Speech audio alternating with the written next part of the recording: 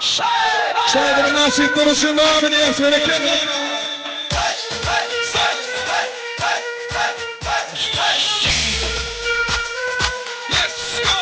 Asmaylan ya.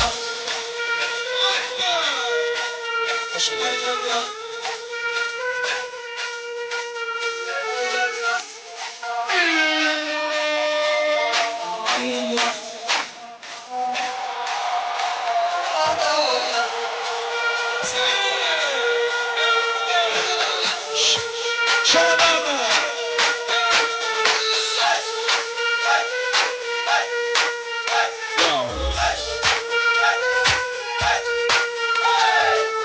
Sıradan üstü yerine düştü, birden kelle koştu. Üsteden yana kılım görmeye, şulatçılık o saadetmeye. Hani kendimi tart edip bile, bile düşürdüler. Bir kelime benim bile, dime ya. Benim, ölmedim ya benim.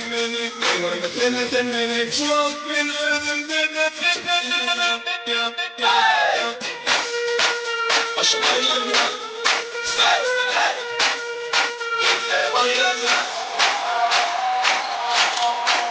Aşmayın ya.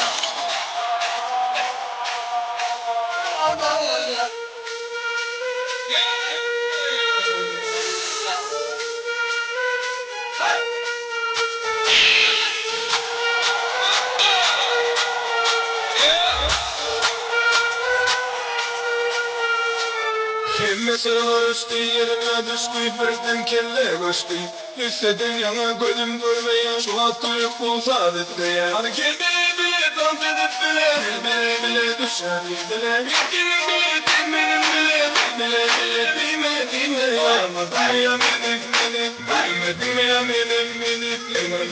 Sen beni, şu an beni ölümden ya.